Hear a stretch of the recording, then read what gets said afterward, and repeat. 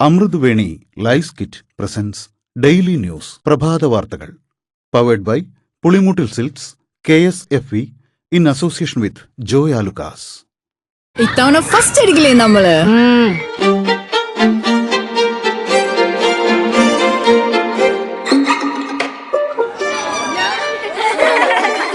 കുട്ടികൾക്കൊക്കെ പെയിൻ ശല്യം ഉണ്ടാകും. അതുകൊണ്ട് ലൈസ് കിറ്റ് ഉപയോഗിച്ച് ക്ലാസ്സിൽ വരാൻ പ്രത്യേക ശ്രദ്ധിക്കണം. ലൈസ് കിറ്റ് ലൈസ് റിമൂവർ പെയിൻ ശല്യത്തിൽ നിന്നും ഉടനടി ആശ്വാസം. നമസ്കാരം, ഞാൻ ഡെയ്സി ബിജു. ഡെയിലി ന്യൂസിന്റെ പ്രഭാത വാർത്തകളിലേക്ക് സ്വാഗതം. ഇന്ന് മെയ് 22 വെള്ളിയാഴ്ച. ഇന്ത്യൻ ആണവോർജ്ജ മേഖലയെ അമേരിക്കൻ കുത്തക കമ്പനികൾക്ക് തുറന്നുകൊടുക്കാനുള്ള നീക്കവുമായി മോദി സർക്കാർ. അമേരിക്കയിൽ നിന്നെത്തിയ പ്രത്യേക ആണവോർജ്ജ പ്രതിനിധി സംഘവുമായി കേന്ദ്ര ധനമന്ത്രി നിർമ്മല സീതാരാമനും ഊർജ്ജമന്ത്രി മനോഹർ ലാൽ ഖട്ടറും ശാസ്ത്ര സാങ്കേതിക മന്ത്രി ജിതേന്ദ്ര സിംഗും ചർച്ച നടത്തി. മുംബൈയിലെത്തിയ അമേരിക്കൻ സംഘം റിലയൻസ്, അദാനി, ടാറ്റ, വേദാന്ത, ഹിൻഡാൽകോ തുടങ്ങി ആണവോർജ്ജ മേഖലയിൽ സഹകരണം താൽപര്യപ്പെടുന്ന ഇന്ത്യൻ കുത്തകകളുമായും കൂടിയാലോചന നടത്തി. കേരളത്തിൽ നിയമസഭാ സ്പീക്കറെ ഇന്ന് തിരഞ്ഞെടുക്കും. മുൻ മന്ത്രിയും സീനിയർ കോൺഗ്രസ് നേതാവുമായ തിരുവഞ്ചൂർ രാധാകൃഷ്ണനാണ് UDF സ്ഥാനാർത്ഥി. AC മൊയ്തീൻ ഇടതുമുന്നണിയുടെയും BB ഗോപകുമാർ BJPയുടെയും സ്ഥാനാർത്ഥികളാണ്. പ്രോട്ടേം സ്പീക്കർ G സുധാകരന്റെ അധ്യക്ഷതയിലാണ് വോട്ടെടുപ്പ്. കിഴക്കമ്പലം മലയിടം തുരുത്തിലെ കുടിയിറക്കൽ കൂടുതൽ സങ്കീർണമാകുന്നു. ശനിയാഴ്ച കുടിയൊഴിപ്പിക്കൽ പൂർത്തിയാക്കണമെന്ന് പെരുമ്പാവൂർ മുൻസിഫ് കോടതി. ഉത്തരവ് നടപ്പാക്കി 23-ന് റിപ്പോർട്ട് നൽകാനും കോടതി ഉദ്യോഗസ്ഥർക്കും അഡ്വക്കേറ്റ് കമ്മീഷണർക്കും സുരക്ഷ ഉറപ്പാക്കാനും കോടതി നിർദ്ദേശം നൽകി.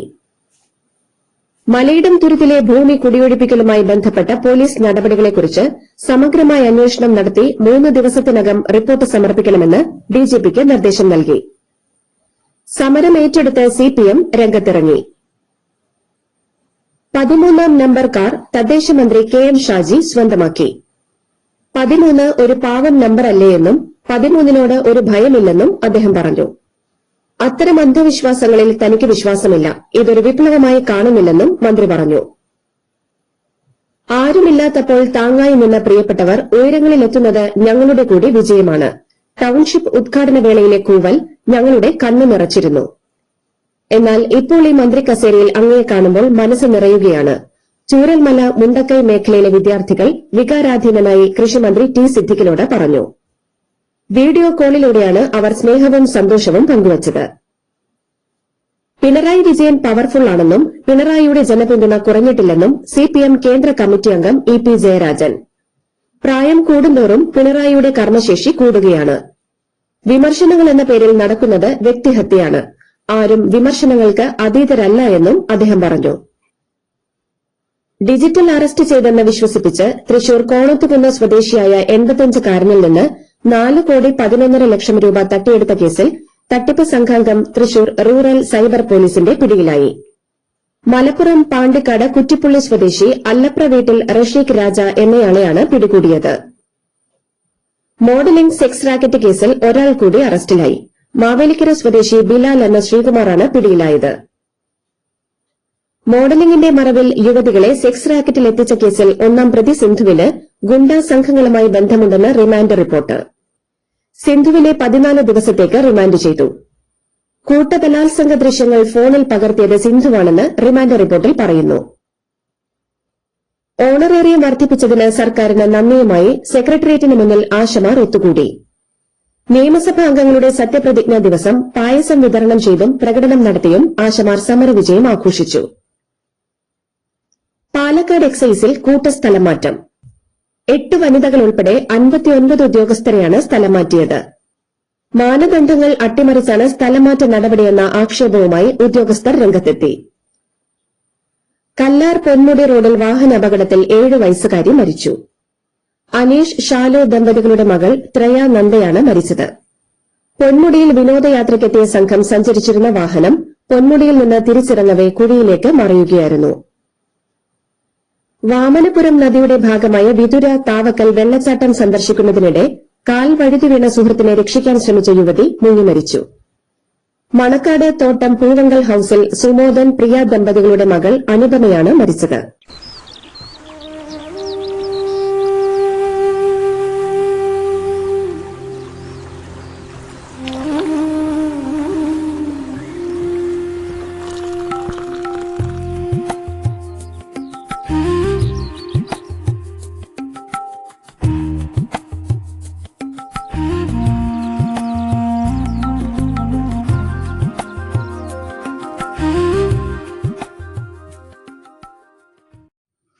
ഇന്ധന പ്രതിസന്ധിയില്ലെന്ന് കേന്ദ്ര സർക്കാർ. ക്രൂഡ് ഓയിൽ, പ്രകൃതിവാതകം, പെട്രോൾ, ഡീസൽ ശേഖരണവും വിതരണവും തൃപ്തികരമാണെന്നും LPG ഉൽപാദനം കൂട്ടിയിട്ടുണ്ടെന്നും പെട്രോളിയം മന്ത്രാലയം ജോയിന്റ് സെക്രട്ടറി സുജാത ശർമ്മ വാർത്താ സമ്മേളനത്തിൽ അറിയിച്ചു. ബംഗളൂരുവിൽ നിന്ന് ഡൽഹിയിലേക്ക് വന്ന എയർ ഇന്ത്യ വിമാനത്തിന്റെ എഞ്ചിനിൽ അഗ്നിബാധ. വിമാനം സുരക്ഷിതമായി ഇറക്കിയതിനു ശേഷമാണ് തീപിടിച്ചത്. 171 യാത്രക്കാരും സുരക്ഷിതരെന്ന് എയർ ഇന്ത്യ. അഗ്നിബാധ മൂലം ഇന്ദിരാഗാന്ധി അന്താരാഷ്ട്ര വിമാനത്താവളത്തിൽ അടിയന്തരാവസ്ഥ പ്രഖ്യാപിച്ചു. രാത്രി 9:00-ഓടെയാണ് എയർബസ് A320 ശ്രേണിയിൽപ്പെട്ട AI-2802 എന്ന വിമാനത്തിന് തീപിടിച്ചത്. CBSE 12ാം ക്ലാസ് പരീക്ഷ പുനർമൂല്യനിർണ്ണയത്തിനായി തയ്യാറാക്കിയ പുതിയ പോർട്ടലിലും സാങ്കേതിക പ്രശ്നം. വൈകുന്നേരത്തോടെ അപേക്ഷ നൽകാനുള്ള പോർട്ടൽ അപ്രത്യക്ഷമായി. പുനർമൂല്യനിർണ്ണയത്തിനുള്ള അപേക്ഷ 26-ന് സ്വീകരിച്ചു തുടങ്ങുമെന്നായിരുന്നു അറിയിച്ചിരുന്നത്. ട്രെയിനുകൾ, യാത്രക്കാർ, റെയിൽവേ സ്റ്റേഷൻ പരിസരങ്ങൾ എന്നിവയുടെ സുരക്ഷ ശക്തമാക്കാൻ AI ഡ്രോണുകൾ, CCTV തുടങ്ങിയ ആധുനിക സാങ്കേതിക വിദ്യകൾ വ്യാപകമായി ഉപയോഗിക്കാൻ റെയിൽവേ മന്ത്രാലയം തീരുമാനിച്ചു. റെയിൽ ഭവനിൽ റെയിൽവേ മന്ത്രി അശ്വിനി വൈഷ്ണവിന്റെ അധ്യക്ഷതയിൽ ചേർന്ന ഉന്നതതല സുരക്ഷാ അവലോകന യോഗത്തിലാണ് ഈ സുപ്രധാന തീരുമാനം. ബംഗളൂരു കെംപെഗൌഡ വിമാനത്താവളത്തിൽ ലാൻഡിംഗിനിടെ വിമാനത്തിന്റെ വാൽഭാഗം റൺവേയിലിടിച്ചു. ഡൽഹിയിൽ നിന്ന് ബംഗളൂരുവിലേക്ക് വന്ന എയർ ഇന്ത്യ വിമാനത്തിലാണ് അപകടമുണ്ടായത്. യാത്രക്കാരെല്ലാവരും സുരക്ഷിതരാണ്. ജാർഖണ്ഡിൽ 27 മാവോവാദികൾ പോലീസിന് മുന്നിൽ കീഴടങ്ങി.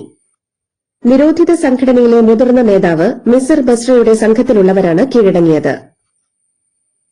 അനേകം വ്യാജ അഭിഭാഷകരുണ്ടെന്നും തൊഴിലില്ലാത്ത യുവാക്കളെ പാറ്റകളോട് ഉപമിക്കുകയും ചെയ്ത സുപ്രീംകോടതി ചീഫ് ജസ്റ്റിസിന്റെ പരാമർശത്തിന് പിറകെ ആരംഭിച്ച കോക്രോച്ച് ജനതാ പാർട്ടിക്ക് ഇൻസ്റ്റഗ്രാമിൽ 1.5 കോടി ഫോളോവേഴ്സ്. ഇക്കഴിഞ്ഞ 15-നായിരുന്നു കോടതിയുടെ പരാമർശം. 6 ദിവസം കൊണ്ടാണ് 54 പോസ്റ്റുകൾ മാത്രമുള്ള ഈ കൂട്ടായ്മ BJPയുടെയും കോൺഗ്രസിന്റെയും ഫോളോവേഴ്സിനേക്കാൾ കൂടുതൽ ഫോളോവേഴ്സിനെ സമ്പാദിച്ചത്. അഭിജിത് ദീപ് കെ എന്ന 30-കാരനാണ് കോക്രോച്ച് ജനതാ പാർട്ടി ഇൻസ്റ്റ അക്കൌണ്ടിന്റെ ഉടമ. 2019-ലെ പുൽവാമ ഭീകരാക്രമണത്തിന്റെ സൂത്രധാരന്മാരിൽ ഒരാളായ ഡോക്ടർ എന്ന ഹംസ ബുർഹാൻ അജ്ഞാതരുടെ വെടിയേറ്റ് കൊല്ലപ്പെട്ടു. പാക് അധീന കശ്മീരിലെ മുസാഫറാബാദിലായിരുന്നു കൊലപാതകം. ഇന്ത്യ ഭീകര പട്ടികയിൽപ്പെടുത്തിയ ഭീകരനാണ് അൽ ബദർ എന്ന സംഘടനാംഗമായ ഹംസ ബുർഹാൻ. പശ്ചിമേഷ്യൻ സംഘർഷങ്ങൾ തുടർന്നാൽ ഇന്ത്യയിൽ ഇന്ധനവില കുതിച്ചുയരുമെന്നും വിലക്കയറ്റത്തിനും സാമ്പത്തിക വളർച്ചാ നിരക്ക് കുറയുന്നതിനും കാരണമാകുമെന്നും സാമ്പത്തിക വിദഗ്ധ ഗീത ഗോപിനാഥ്. ക്രൂഡ് ഓയിൽ വില ബാരലിന് $140 ഉയർന്നേക്കാമെന്നും പ്രതിസന്ധി ഘട്ടത്തിൽ പാവപ്പെട്ടവർക്കും ചെറുകിട സംരംഭകർക്കും സർക്കാർ സഹായം നൽകണമെന്നും നിർദ്ദേശിക്കുന്നു.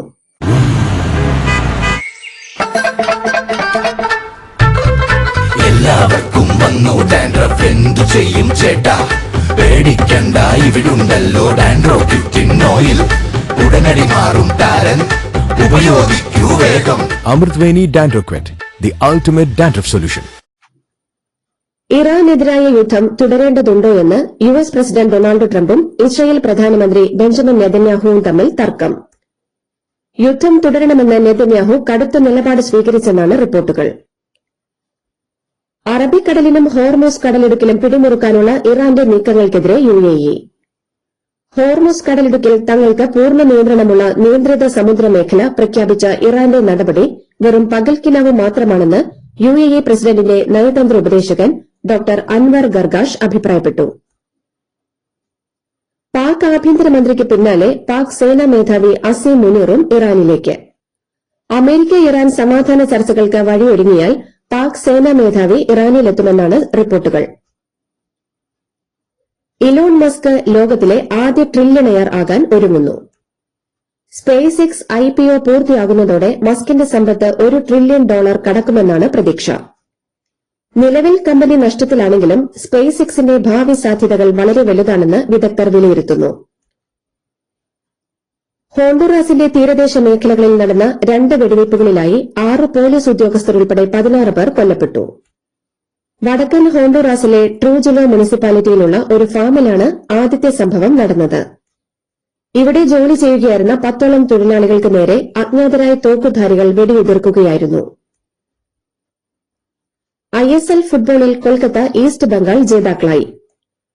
ഇന്റർകാശിയെ 1-2 ഗോളുകൾക്ക് തോൽപ്പിച്ചാണ് ഈസ്റ്റ് ബംഗാൾ കന്നിക്കിരീടം സ്വന്തമാക്കിയത്.